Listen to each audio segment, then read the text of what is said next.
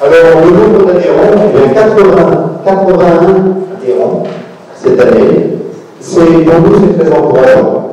Parce qu'au plus fort du combat, on était 110 à 120 adhérents, puis on est descendu à 70 adhérents. Et là, 81, ça veut dire quand même que vous êtes un noyau solide qui répercutait notre information, qui nous soutenait, qui venait à nos événements, et ça, c'est très important, effectivement.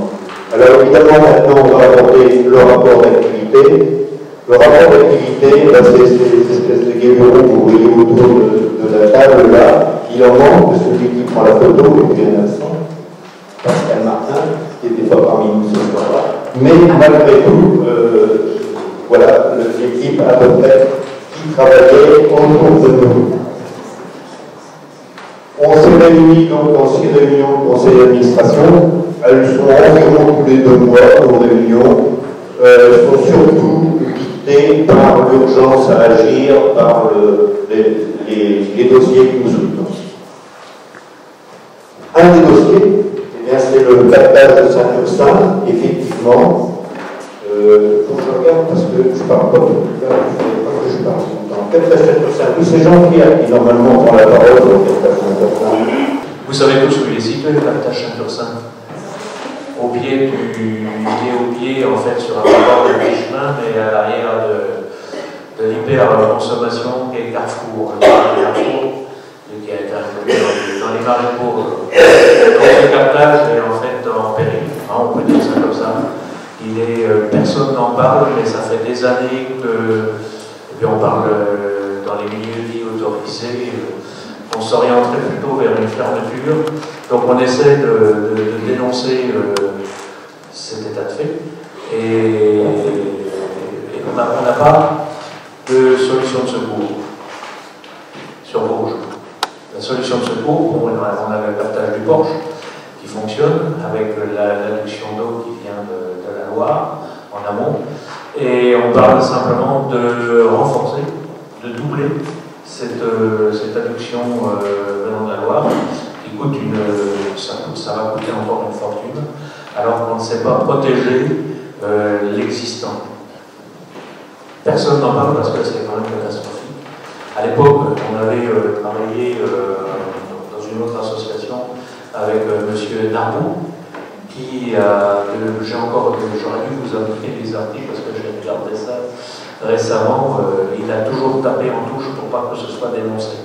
Toujours le chapeau de plomb pour ne pas parler de ce problème majeur, qui est un problème de salubrité publique. Une société aujourd'hui qui n'est plus capable, qui est vraiment très tendue, qui n'est plus capable de délivrer de l'eau potable à ses administrés, c'est une société à mesure en décadence. Donc on a fait des actions en 2019, on a dénoncé par conférence de presse sur le site, au pied du captage, avec les gens, les usagers des marais. On a fait des actions pour dénoncer cet état de fait et pour que les choses bougent. Malheureusement, comme on le sait, pour faire bouger les choses, c'est extrêmement difficile. Actuellement, si vous avez entendu sur la radio, j'ai eu quelques interventions pour relancer une action concernant un captage de surface, dit le captage Saint-Lazare à Vierzon, où depuis 5 ans, on a dénoncé une décharge qui est dans le périmètre de protection. Aujourd'hui, rien n'est fait, c'est arrivé sur le bureau du ministère de l'Environnement il y a déjà 5 ans. On relance régulièrement. Aujourd'hui, nous n'avons absolument aucune réponse.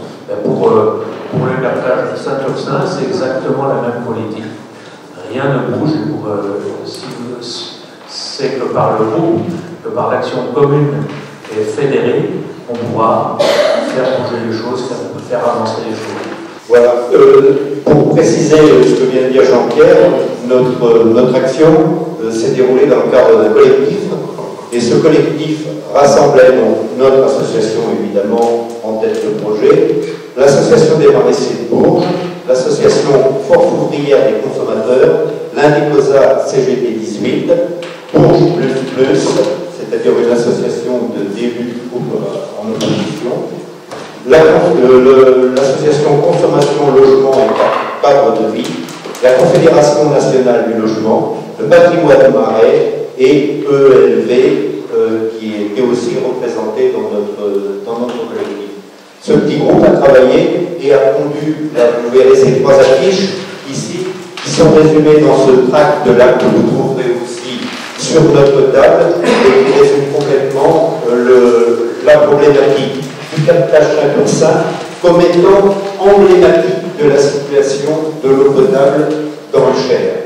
Vous savez qu'on fait circuler toujours une conférence de ce côté-là sur l'eau potable dans le Cher. Vous y verrez l'écurie, justement, depuis plusieurs dizaines d'années, comme vient de le dire Jean-Pierre, et surtout la falsification des documents. C'est ce qui nous a alerté et on a agi. C'est quand il y a eu l'enquête d'utilité publique pour essayer de réhabiliter le captage Saint-Ursin, on s'est aperçu que cette enquête d'utilité publique était complètement faussée, faisait apparaître des données complètement obsolètes. Enfin bref, j'en passe, mais à la fin, tellement bien que ce qu'on a dénoncé a été repris en totalité par le commissaire enquêteur qui, pour une fois, a pris complètement ses responsabilités et a refusé que le dossier passe par un avis défavorable. La charge était tellement lourde que la communauté de Bourges a finalement retiré le projet et va essayer de réexaminer un projet. Et la situation est vraiment très dramatique. Il n'a rien été fait, par exemple, pour les eaux pluviales de la route de la de tout cet endroit-là. Rien pour les eaux pluviales. Vous savez ce que ça veut dire, les eaux pluviales dans une ville, ce type de liégeois et tout ça, qui se retrouvent dans le... Eh bien, rien n'a été fait. Rien n'a été fait sur les rives des rivières qui alimentent ce captage. Et on voulait nous faire croire que ce captage pouvait retourner comme au bon vieux temps. Donc, c'est vraiment une alerte là qu'on a lancée avec ce dossier.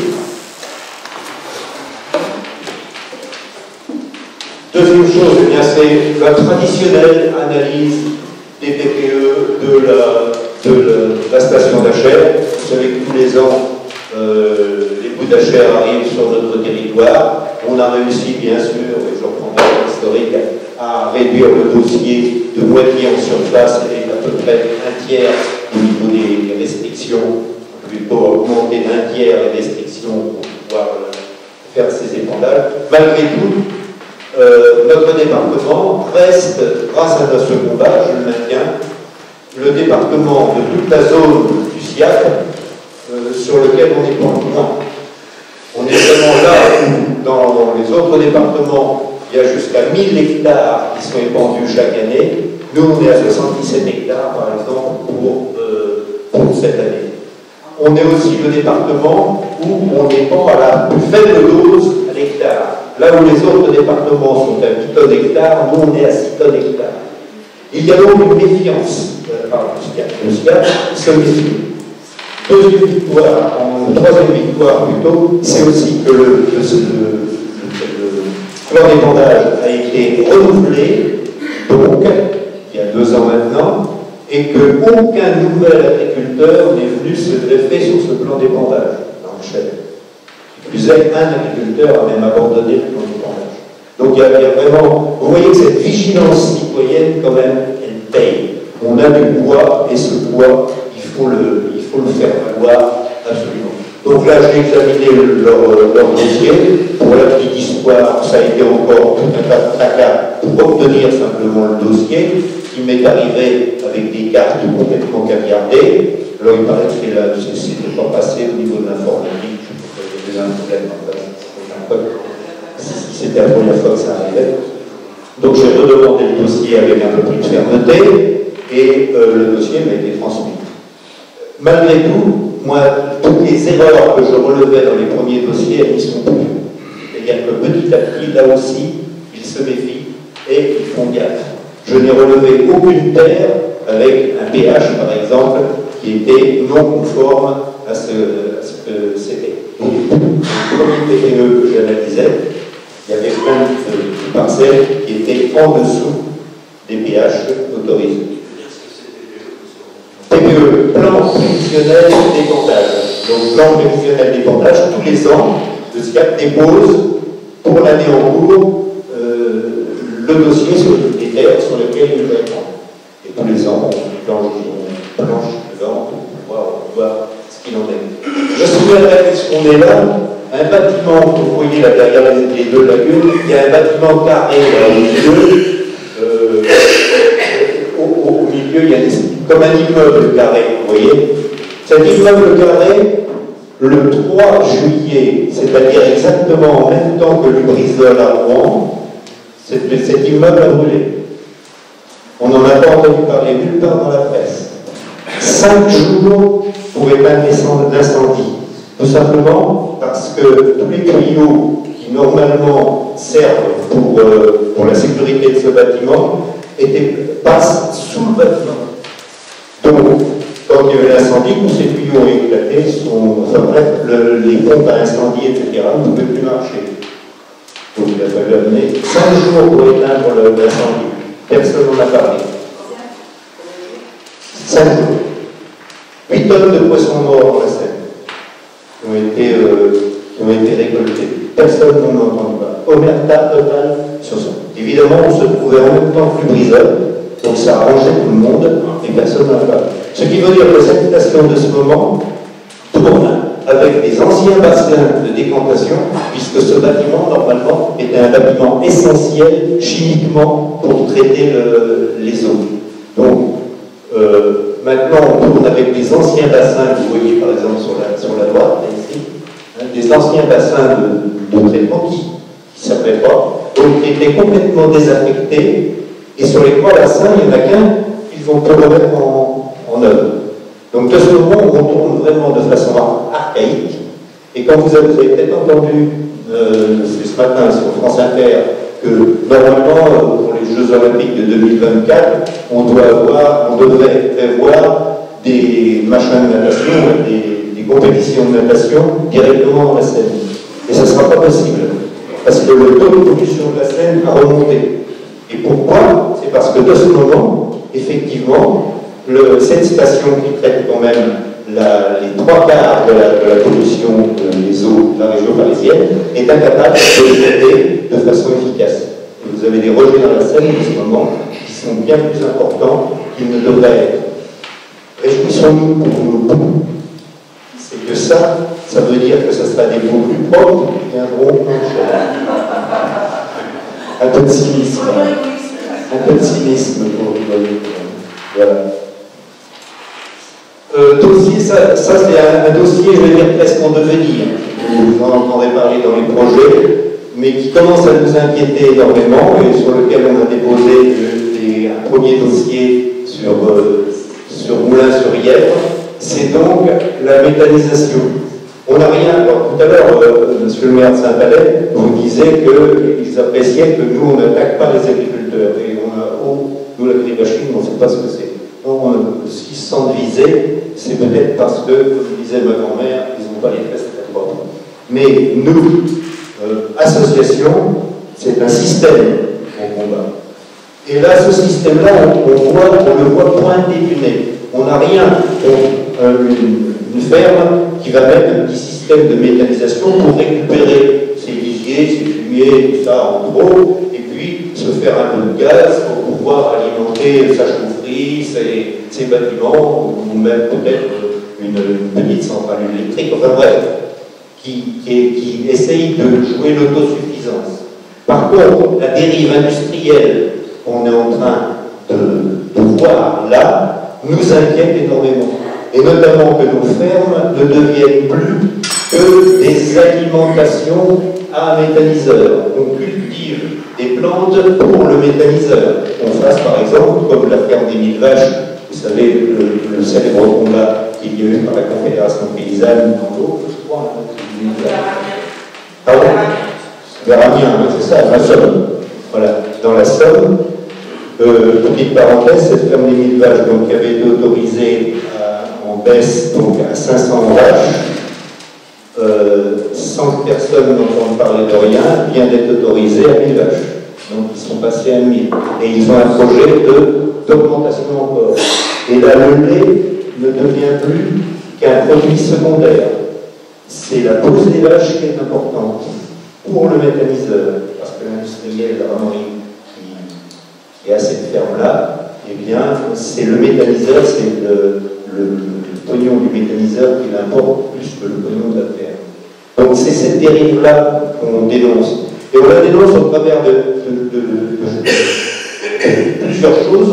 D'abord, le système actuel des ICPE, c'est-à-dire des installations classées pour l'environnement, dont font partie ce genre d'installation, vous avez, suivant la grandeur de l'installation, un régime simplement de déclaration. Quand vous faites une petite installation, vous déclarez simplement à la préfecture que vous avez installé un petit méthaniseur de 20 000, plus ou moins ça coûte, pour les, je retiens bien les chiffres, Daniel, c'est pas 20 000 tonnes, 30 tonnes par jour, voilà.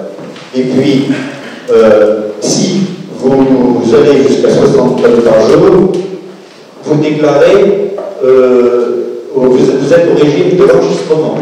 C'est-à-dire que vous déclarez à la préfecture, avec un petit dossier succinct, pas d'étude d'impact sur l'environnement, mais un petit dossier succinct, et puis la préfecture pond un petit arrêté en disant, eh ben, allez-y monsieur, faites votre truc. Et puis, si vous avez vraiment l'idée de faire un gros truc de plus de 100 mètres cubes par jour, eh bien, à 200 tonnes, à ce moment-là, vous déposez un dossier d'autorisation d'enquête d'utilité publique, ce qui est le cas sur Moulins-sur-Yvette. Mais ce qui arrive souvent, et ce que nous tentons de dénoncer, c'est que vous avez des grosses unités comme ça, qui peuvent produire plus de 100 tonnes mètres cubes à l'hectare par jour, et qui déclarent simplement qu'ils vont produire 20. Comme ça leur permet d'entrer dans le régime de la simple déclaration. Et puis petit à petit, quand ça s'est un peu calmé, plusieurs années après, hop, on dépose un petit dossier pour 70%. Mais le verre est dans le fruit et déjà on est dans le système de l'industrialisation. Ça c'est une première chose. La deuxième chose, je l'ai un peu évoqué tout à l'heure, c'est que les fermes ne produisent plus que des légumes ou des céréales pour nous nourrir, mais bien pour nourrir les méthaniseurs. Et la troisième chose, c'est la pollution des sols.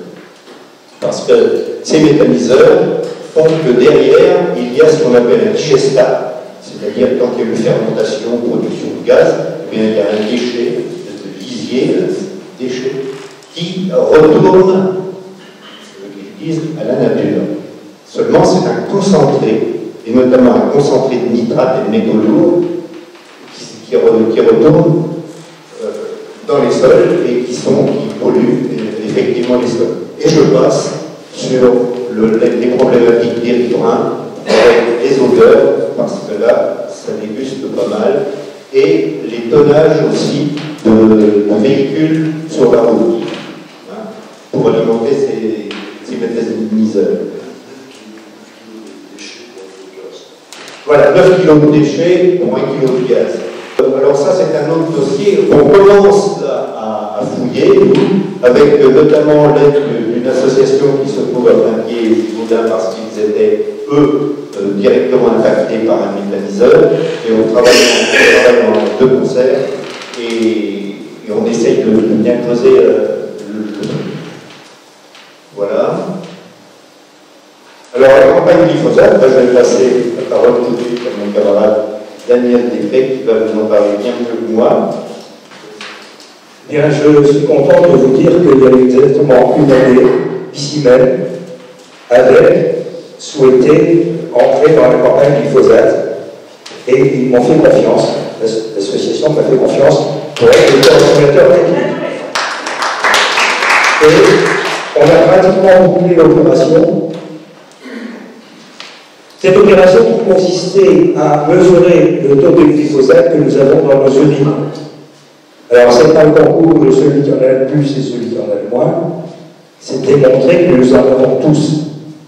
Et comme le glyphosate est un biocide, il n'y a pas de raison qu'il soit dans notre corps. Alors, même si on le comment dire, on s'en débarrasse. Le temps, ce biocide est dans notre corps. Que fait-il? Comment est-il arrivé?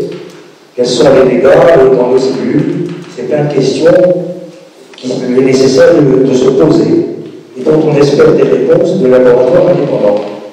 Il y a toute une famille qui est venue pour faire analyser les urines. La maman a autorisé à utiliser cette photo. C'est la dame qui en a le plus sur l'ensemble des mesures effectuées dans le chef. Elle a récidivé lors de la deuxième épicerie le 7 décembre, et c'est encore elle qui en a le plus. Alors elle n'habite pas la campagne. Donc ça pose une question qu'on va essayer de décortiquer. On peut passer à la suivante. Alors il y a eu deux sessions, le 22 juin, qui a réuni 33 hommes et 22 dames. Sur les 162 personnes qui étaient partantes au départ, qui étaient intéressées et qui souhaitent être mis au courant de l'évolution de cette campagne et des informations sur le glyphosate. Tout le monde ne s'est pas présenté aux sessions parce que ça représentait un coût, c'est clair. 85 €, tout le monde ne peut pas donner.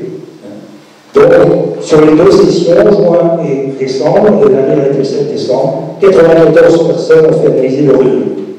Sur les 68 personnes du 22 juin, 57 ont déposé plainte. Et s'il y avait des plaignants qui n'ont pas signé leur dépôt de plainte, qui viennent le voir avant de partir, ça peut faire gagner du temps le jour où on ira au tribunal. On peut passer à la suite. Alors voici les résultats des trois lots. Le lot A dame, le lot B homme, qui sont présentés le 22 juin.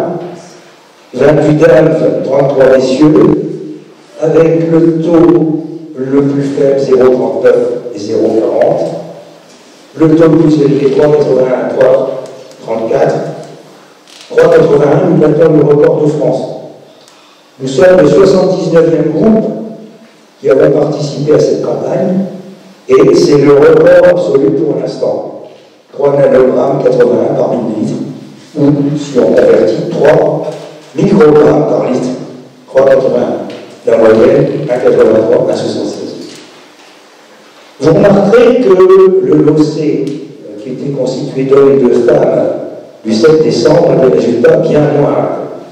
Ça aussi, c'est une question. Pourquoi, comment 33 personnes. Là, on est vraiment au plus bas, du 0,19, en sachant que le taux admis dans l'eau potable, c'est 0,1. Et c'est un enfant de 2 ans. Grâce aux donateurs privés et les différentes communes qui nous ont aidés, on a pu demander aux enfants de ne payer que 40 € au lieu de 85, ce qui a permis sur l'ensemble d'accueillir une dizaine d'enfants. Il y a un deuxième bébé, une fille de 2 ans, qui a aussi fait analyser son urine avec la maman, et elle a un taux aussi assez faible. Ce qui contredit les résultats sur l'ensemble du pays, où on remarque que les enfants, là ce sont des bébés encore 2 ans, mais les enfants en famille ont tendance à avoir des taux plus élevés. Probablement parce qu'ils ont un système d'élimination qui fonctionne mieux que le nôtre. Voilà. Est-ce qu'il y a des questions à poser autour de ça? Alors, l'étape. Oui. Alors, est-ce qu'il y a une étude sociologique sur le comportement alimentaire des gens, par exemple? Alors, j'ai oublié de le dire, oui. Quand on présentait pour prélever les urines, il y avait une feuille recto-verso à remplir sur le mode de vie. Une feuille anonymisée avec le numéro du lot et puis son numéro de tube. Et ça, je les envoie quand c'est terminé, que j'ai les résultats du laboratoire. Je mets le résultat du laboratoire sur la fiche mode de vie et je les envoie à une équipe technique de l'Ariège, puisque tout a démarré en Ariège, qui va essayer de faire des comparaisons, d'expliquer les états, etc. La bonne question. Oui. La question, c'est plutôt un complément. Ne confond pas le glyphosate, c'est le symbole. Ça veut dire qu'on a d'autres choses qu'on n'a pas demandé dans notre corps. Voilà. C'est vraiment le symbole, et même pour un peu plus politique, aujourd'hui, effectivement, la réglementation voudrait limiter les zones d'épandage par rapport à tout ça. C'est un piège, c'est-à-dire que si jamais une loi passe sur ça, ça veut dire qu'on n'ira pas vers l'interdiction. Voilà. C'est l'interdiction, c'est bien, je fais partie du mouvement des politiques, c'est bien l'interdiction totale de choses, parce qu'on voit bien qu'on habite la campagne ou la ville, notre taux de glyphosate dans les villes n'est pas lié à la distance qu'on a des champs. Voilà. C'est quand même. Voilà. C'est simplement le.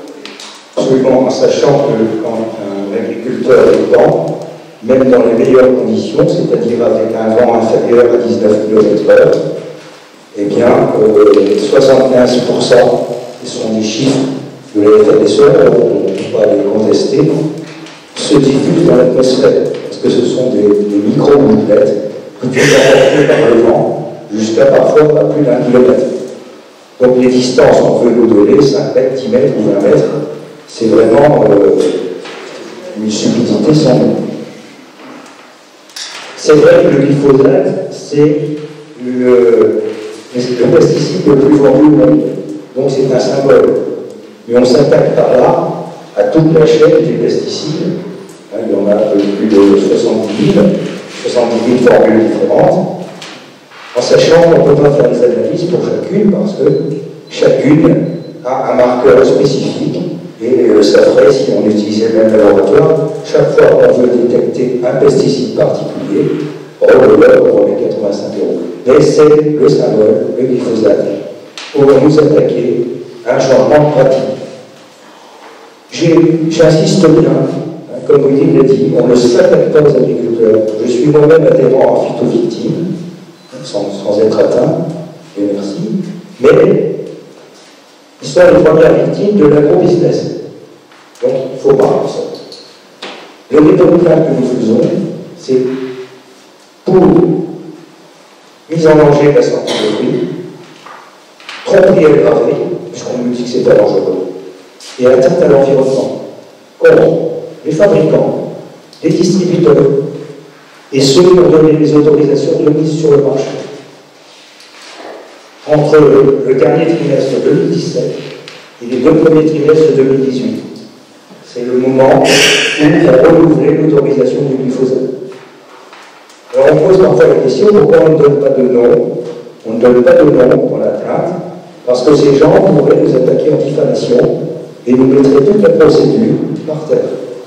C'est au procureur, on a ciblé qui il fallait chercher, et c'est au procureur qui aura le procès de définir qui n'a pas, disons, été remarquable dans ce renouvellement. Alors, les plaintes sont individuelles, déposées collectivement au tribunal.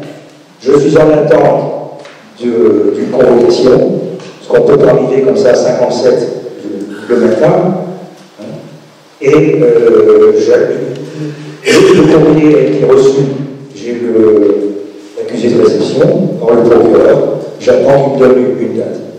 En sachant qu'en Lyon, ils ont attendu 2 mois. Et comme ils sont débordés en ce moment, il y a la restructuration des tribunaux, il y a la grève des avocats, et puis ils font appel à des juges en retraite et des huissiers bénévoles.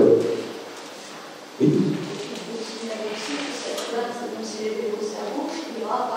Voilà. Alors, cette plainte, on la dépose comme les 79 groupes avant nous, dans les TGI du département, parce que ça permet de faire venir la presse et de faire un peu de buzz. Mais c'est le pôle santé publique de Paris qui va traiter toutes les plaintes de l'Hexagone. Voilà.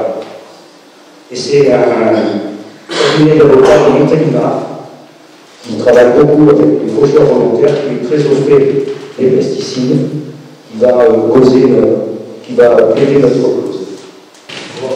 21%, pour ceux qui ne le savent pas, augmentation des ventes de pesticides 2019. 21%. 24. Ça, c'est le chiffre officiel de vente officielle, mais il y a aussi un Aujourd'hui, il y a du sous-marché, il y a du trafic. Ah ben oui.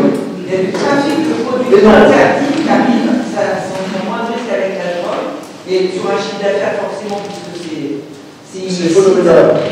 Donc c'est du stockage pour l'avenir.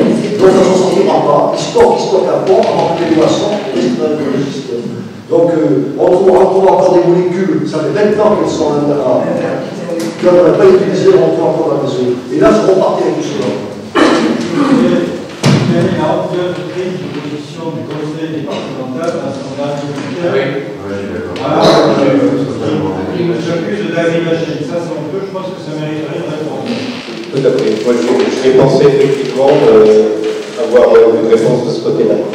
La lutte contre l'ambroisie, si on a un petit créneau, je vous en parle, parce que j'ai assisté à la préparation de ces réunions, comment on va autoriser le glyphosate pour lutter contre une plante envahissante et problématique au niveau santé, pour les personnes au niveau des allergies.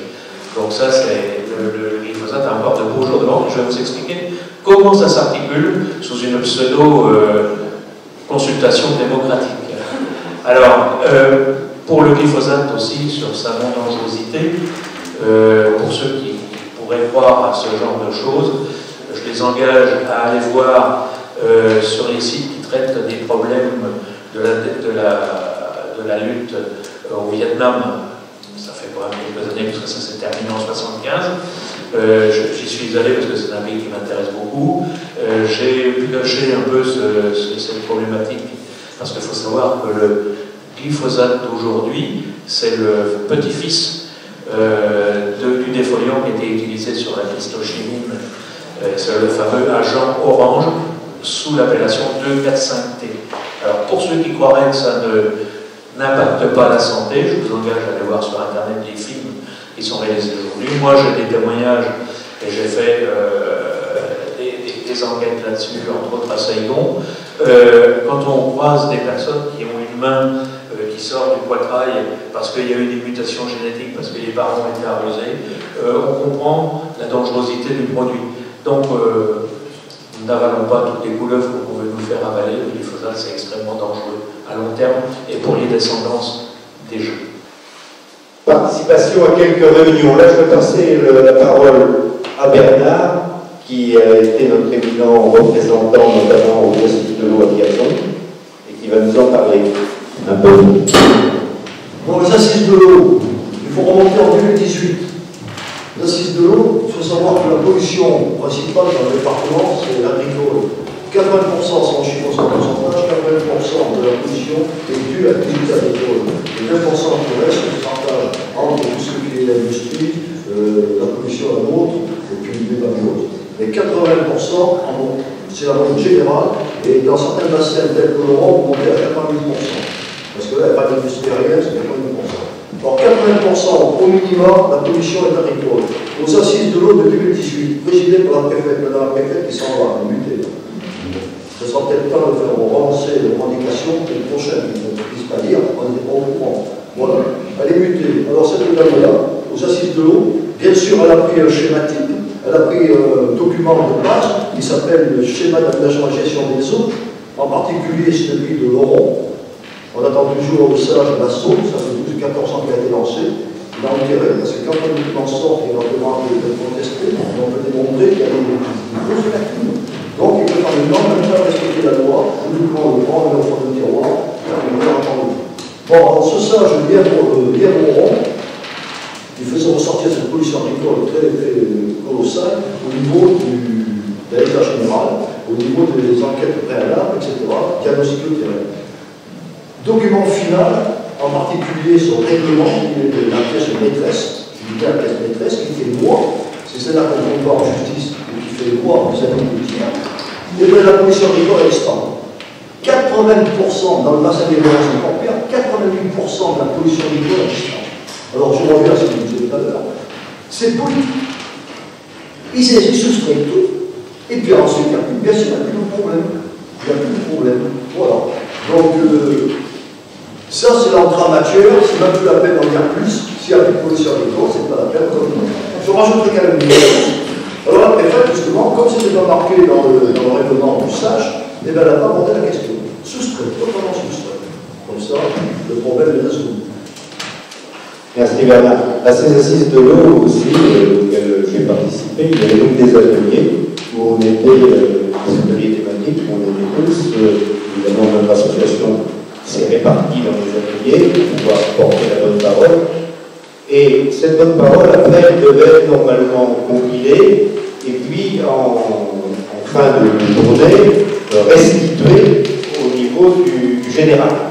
Et on s'est aperçu qu'entre l'introduction qu'on avait eue, c'est-à-dire qu'est-ce qu'est la politique de l'eau dans notre région au niveau de notre bassin, et ce qui nous a été restitué à la fin, finalement, nos ateliers étaient passés à la fin, ou du moins, tout ce qu'on avait dit en atelier avait été tellement édulcoré qu'on avait retiré uniquement ce qui arrangeait pour rester dans la ligne normale. Alors, je rajouterai une chose. Encore un exemple. On demande, on se projette sur une nouvelle directive justement de protection des eaux. On demande à la population de se prononcer justement dans quel sens on peut aller. On est là, tous réunis en flux, et on discute, quand on peut discuter. Et bien, figurez-vous qu'on commence à se projeter sur l'avenir, alors qu'il n'y a aucun bilan, aucune donnée, rien, absolument rien de l'état actuel de la ressource en eau. Qu'elle soit générale, qu'elle soit potable. Ça veut dire qu'on nous prend pour des guignols. Vous, citoyens, vous êtes des guignols. On participe à des sommes colossales qui sont dépensées. On participe à du cinéma, du monstre. Ça ne compte plus. Il faut comme des ouvriers et des guiches comme ça les arrange. Ça veut dire que ça devient catastrophique. Nous sommes sur une véritable dictature des pouvoirs publics, des pouvoirs gouvernementaux qui imposent leur loi scélérate. Voilà, par exemple, au niveau de cette réunion-là, nous avons présenté, on nous a dit, voilà le nouveau stage, c'est-à-dire schéma d'aménagement et de gestion des eaux, du bassin donc de Loire-Bretagne. Et pour ce qui vous concerne, eh bien, le dernier stage n'ayant pas atteint ses objectifs, on va reprendre les mêmes objectifs que le dernier stage. Donc on peut faire ça, vous imaginez, quand nous on était au lycée, si on avait toujours dit bah, il faut être ici, c'est le principe, c'est une doctrine, c'est clair et net. Alors c'est quand même bon que même il faut qu'ils s'ouvrent le parapluie. Bon là, la madame préfète a pris la parole en fin d'année dernière, lors de justement encore une réunion pour l'eau. Alors là, elle s'est couverte. Elle a pris la parole, elle a dénoncé, elle n'a pas dénoncé la pollution, non, elle a dénoncé le fait que ceux qui avaient les discussions ne se laissaient pas assez le temps, comme je vous dis, aux citoyens de discuter. Donc pour elle, c'est un problème de discussion, il faut discuter. Mais même si on discute, le compte rendu est complètement faussé. On s'en sert strictement rien. Et puis en dénonçant pas la pollution agricole qui a fait qu'augmenter depuis 20 ans, depuis 20 ans fait qu'augmenter, et bien elle dit non, pas de problème. Il n'y a pas de problème, c'est par contre nous qui polluons. La pollution, justement, de nos déchets, de nos eaux usées, etc., représentée en 2000, vers 2008 exactement, en 2008, représentait la pollution à nous, représentait 6% du taux global de pollution. Les travaux ont été faits pour mettre au nombre les stations d'épuration, nouvelles stations d'épuration, ça veut dire qu'on est monté à 2-3%. L'augmentation, ces deux proportions passent où? Eh bien, 88%, ça on retrouve à 95% de la pollution agricole.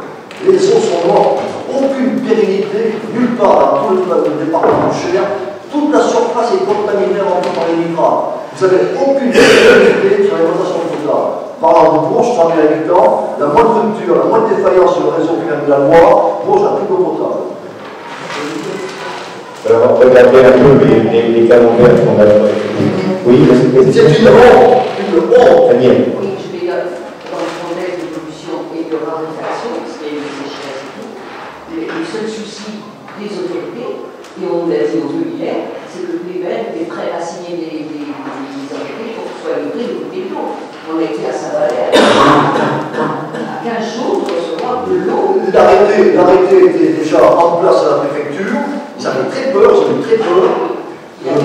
comme quoi, par séquence, l'eau d'un département, par tranche, vous aurez de l'eau de 10 heures à 12 heures, etc. Mais ce que vous avez envie de dire, c'est quoi, c'est savoir lire, et ça existait, c'est que vous avez le quantitatif qui est divisé, il n'y avait plus d'eau pour la population, en quantité suffisante pour recommander les vacances de notre cadre. Mais ce qu'ils oublient de dire, de préciser, c'est que vous n'avez pas que le quantitatif qui est touché, vous avez le qualitatif. Ça veut dire qu'on se retrouve sur le plan départemental dans la même situation de Meuse. Meuse, ça fait 12-15 ans qu'il prend une eau dégueulasse, hors norme sanitaire pendant 12 ans. Vous saviez ça?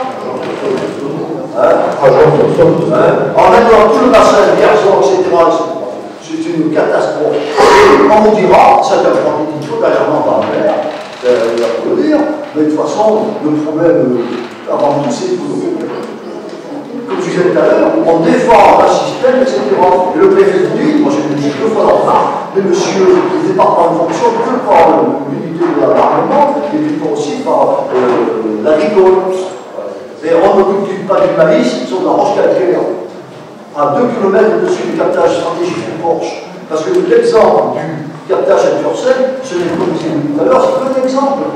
Tous les captages sont morts, je dis bien morts. Mais par contre, on paye de redevances, on a des feuilles de paiement pour l'eau, on paye de redevances, je vous envoie les passes, dans l'année seulement pour la question de la pollution. Plus aucun captage ne fournit un eau potable. La COP régionale. La COP régionale, nous avons entendu parler de ce fameux fiasco de la dernière COP 25, je pense, c'est ça.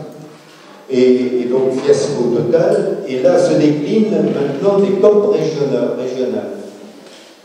La COP régionale a un document qui a été fait par les associations environnementales de la région Centre, un document qui s'appelle le livre blanc de l'environnement, de l'écologie, voilà, qui est remarquable, qui a été fait dans un temps record, 3 semaines à peu près, mais la compilation de ce que ces associations connaissaient, et ce livre blanc est un livre remarquable, qui a été distribué lors de cette COP régionale. Moi, dans ma grande naïveté, je vois arriver dans les 70-80 ans, je reste encore naïf. On me distribuait à l'entrée de cette COP ce livre blanc. J'ai dit, mais ils vont reprendre tout ce qui est marqué là-dedans, parce que je l'avais lu. Ils vont reprendre tout ça, et ça va être formidable. Et là encore, on va faire très court, hein, c'est comme les assises de l'eau. On a eu un grand discours général où tout le monde a exposé, les dirigeants de notre société régionale ont exposé un petit peu ce qui a été fait, c'est-à-dire du blabla. Puis ensuite des espèces de petits ateliers, puis à la fin, alors quand même un très beau buffet, Et puis à la fin, un rendu qui était la même chose que la présentation ordinaire. C'est-à-dire que ce livre blanc, il est passé complètement à la trappe. Voilà. J'arrête là, c'est simplement pour nous dire que quand même, on s'occupe de ces choses-là et on est présent. On est présent aussi sur tout ce qui est effectivement âgé, par exemple, des gens qui nous sont chers, ADA, c'est-à-dire c'est l'aide au développement de l'agriculture paysanne et qui est adossée à la Confédération paysanne. Donc nous sommes adhérents, notre association avec, de cette structure-là, et nous sommes allés les encourager.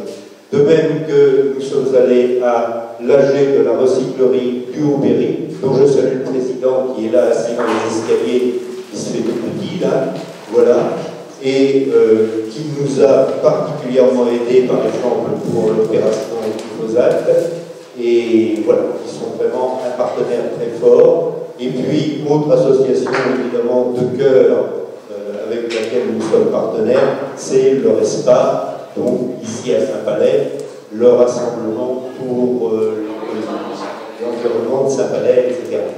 Voilà, donc cette association qui a été un des fers de lance dans le combat contre les potagers. On a été aussi à une réunion sur ce que devient Notre-Dame-des-Landes.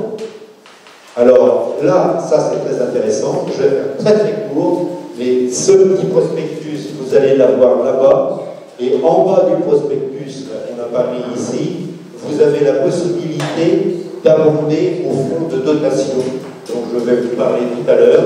Le voilà, effectivement, ce fonds de dotation. Et je vais vous résumer la situation rapidement. Notre-Dame-des-Landes, de ce moment, c'est 300 hectares distribués à bail précaire aux occupants de la ZAD pour les cultiver, mettre un artisanat autour et faire toute une vie autour de ça. C'est 300 autres hectares qui sont revenus aux paysans combattants, aux paysans résistants qui avaient refusé l'indemnité, mais qui étaient restés sur la ZAD pour se battre aux côtés des zadistes, réunis sous le sigle Copain. Donc ces paysans-là ont retrouvé leur terre et continuent à l'exploiter, avec un engagement tacite avec les zadistes de se dire nous allons tous arriver à la retraite à un moment donné et nos terres reviendront à votre projet commun sur cette ZAD. Et il y a environ aussi 300 hectares qui sont, eux, revenus aux cumulards, c'est-à-dire aux paysans qui sont partis de la ZAD avec l'indemnité de Vinci et de l'État, qui ont accepté des terres en dehors de la ZAD pour cultiver et qui sont revenus sur ces terres-là pour cultiver leurs hectares précédents. Donc on a ces trois entités. Inutile de vous dire qu'il y en a deux qui s'entendent bien, il y en a une troisième qui est assez honnie sur la ZAD. L'objectif est de retourner au commun, c'est-à-dire que la terre appartient à celui qui en a besoin. Vous y cultivez, vous y faites du pain, vous y faites de l'élevage, vous avez le droit, selon votre demande qui est examinée en commission, à cultiver cette terre pendant le temps où vous en avez besoin. Le jour où vous n'en avez plus besoin, cette terre est remise dans le commun pour pouvoir être mise. C'est la société qui est en train de se construire de ce moment sur Notre-Dame-des-Landes. Fonds de dotation. Ce fonds de dotation, il faut savoir qu'actuellement, ils ont réussi, par ce fonds de dotation, à obtenir 600 000 euros. Ils ont donc une cagnotte de 600 000 euros, soit pour louer des terres, soit pour les acheter, pour pouvoir remettre aussi, ils veulent remettre en état tous les bâtiments qui existaient, qui ont été détruits par l'armée française, enfin la police française, de ce moment, je crois. Et donc ces gens-là sont en train de reconstruire grâce à ce fonds de dotation de 600 000 euros. Ils ont l'objectif d'arriver à 1 million d'euros. Et c'est là où je veux en venir, c'est qu'ils recherchent de ce moment non pas des gros donateurs, mais des tout petits donateurs. Ils aimeraient que chaque citoyen, chacun mette 5, 10 euros, simplement, pour pouvoir à la fin se targuer d'avoir un soutien, non seulement un soutien financier, mais un soutien du nombre, un soutien citoyen sur leur projet. Et ça, pour eux, c'est très important.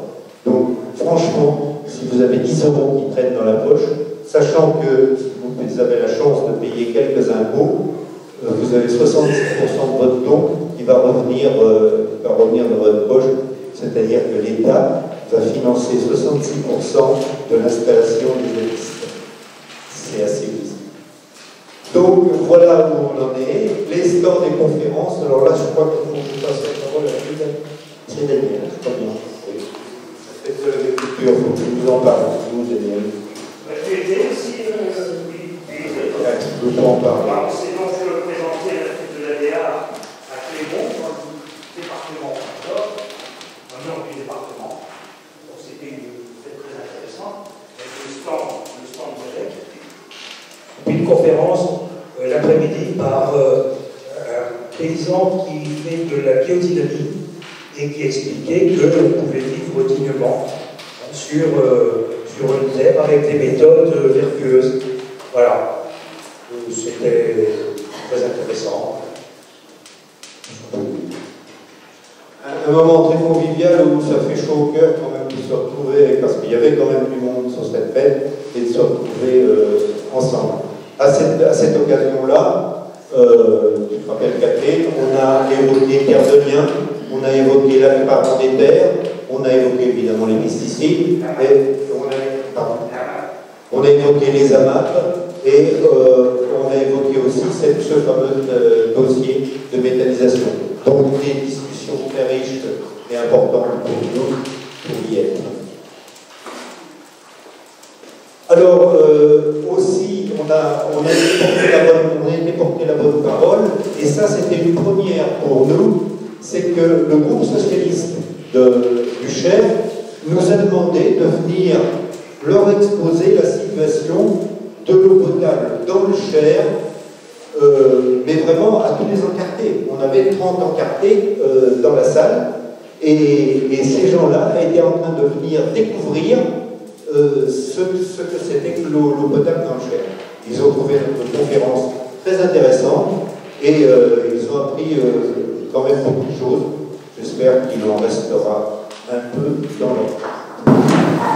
Juste une chose, parce que moi je suis engagé politique, j'entends le discours que les politiques font bien, parce que c'est vrai que pour ça je salue sur l'expertise des citoyens, il y a quelqu'un qui au pouvoir politique utile du préfet, on ne peut pas être spécialiste dans tout. Voilà. Alors, ils ont des organismes de très pointus, ils ont des connaissances approfondies, ils les cachent. Et ça je peux vous démontrer pour l'appui. Il y a un domaine très large. Tout ce qui touche l'environnement est plus ou moins pipé. En particulier, surtout très actifs, alors non, c'est la catastrophe. Voilà, on est aussi adhérent d'un collectif qui s'appelle l'Urgence Unie pour le Climat. Vous trouverez un petit tract ici. On a donc participé à plusieurs marches tout autour de l'année. Vous le voyez là, 18 mai, 21 septembre. C'était vraiment le 21 septembre, par exemple, c'était vraiment très très important avec la Vélorussion. On a participé, plus de 700 vélos dans les rues de Bourges, quand même, ça compte. Hein, et le 29 novembre, la dernière qu'on a fait. Voilà, 27 associations, donc je ne sais pas si je peux toutes les citer, mais il y en a pas mal. Voilà, par exemple, bien, un petit aperçu de ce qu'on a fait là. Voilà, autre chose dans le cadre de ce collectif, effectivement, un stand au bord du lac de Ron. Là, nous voyez en train d'installer notre stand. Et puis, on avait eu l'idée de faire une dégustation à l'aveugle de 6 ou 8 ciseaux différents, une dégustation à l'aveugle de ciseaux différents venant d'un tas d'endroits. Et c'était assez intéressant de voir les résultats. Et j'ai l'honneur de vous dire qu'il est ressorti en largement tête l'eau de Bourges. L'eau de Bourges et l'eau du robinet de Bourges est ressortie comme étant la meilleure au goût. Je ne dis pas ce qu'il y a à l'intérieur, j'en sais rien. Mais la plus appréciée au niveau du goût, c'était uniquement l'idée. Voilà. Hélas, en queue de peloton, venait l'eau de Méry-Espoir, c'est-à-dire l'eau de Smyrne, qui venait en queue de peloton, avec un taux de javel assez prononcé. Alors, je ne sais rien, je suis pas fait, mais encore là, ne parlons pas de rajouter le trouble, ne parlons pas de la qualité intrinsèque de l'eau, mais c'était simplement le ressenti. Notre idée, c'était qu'il y avait des eaux minérales, qu'il y avait des eaux de source dans notre essai, et l'idée, c'était un peu de casser ce mythe que si on boit de l'eau en bouteille, on va se porter mieux que si on boit de l'eau au robinet. Alors, une manifestation ici qui doit parler de ça, moi je crois que c'est Jean qui est resté pendant tout le temps au tribunal pour cette affaire. Ah oui, je je vais vous rappeler une affaire qui est d'importance quand même pour le département du Cher. Oui, parce que c'est la première fois, et ça fera jurisprudence, qu'un agriculteur est condamné pour épandage illicite de pesticides. Alors je vous rappelle, je vais vous rappeler brièvement les faits. C'était en mai 2018, à Paracy, un agriculteur a épandu des pesticides au cours de la journée et des gosses jouaient sur un plateau sportif, entre autres ils jouaient au tennis, avec un éducateur, et ils ont été copieusement aspergés par l'agriculteur qui est passé à côté, qui les a traités comme on traite les céréales. Médecinés. Donc l'affaire n'en est pas resté là. Le type, il est du côté d'Avord, mais il exploite à Paracy, et il s'est retrouvé donc au tribunal. Très intéressant. J'ai assisté aux séances, et aussi ça s'est fait en 2 fois, parce que le jugement est intervenu ultérieurement, après des délibérations. Et la grille a été condamnée à 10 000 € d'amende, dont 5 000 avec sursis, donc il est condamné à 5 000 €. C'est une première dans le département du Cher qu'un professionnel soit condamné. Et je pense que ça va porter ses fruits. Alors, en finale, personne ne s'est porté partie civile. Les parents n'ont pas osé, leurs gamins ont été aspergés, et les parents n'ont pas osé porter plainte. Vous voyez, dans les zones rurales, comment ça se passe, parce que c'est le grand iradan. Alors, ce qui est intéressant quand même, c'est de voir l'axe de défense de l'agriculteur. Ça, c'est pas banal. Ça, c'est pas banal. Et comment s'est-il défendu? Eh bien, il a fait l'idiot. Il a fait l'idiot. Il a dit, j'ai pas vu les enfants. Alors que l'éducateur a foncé vers lui en agitant les bras pour il a vu venir vers les enfants pour lui dire d'arrêter. Donc lui, il les a pas vus. Il n'a vu personne. Et il n'y avait pas de vent, paraît-il, et il prétend même avoir sur son tracteur un anémomètre qui lui permet de savoir la vitesse du vent. Il doit regarder chaque seconde, je suppose. Enfin, bref, il a dit à la présidente du tribunal, moi, j'ai pas vu les enfants, il n'y avait pas de vent ce jour-là. Et puis, elle lui dit, il y a quand même, vous connaissez la dangerosité des produits. Oui, un peu, oui, je connais un peu, oui.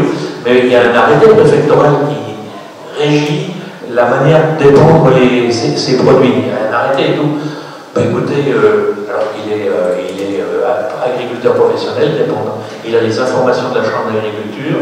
Son syndicat, la FNSEA, fait quand même circuler des documents d'exploitation des produits et tout. Il a dit, mais non, mais personne n'est venu m'apporter la fiche de produit.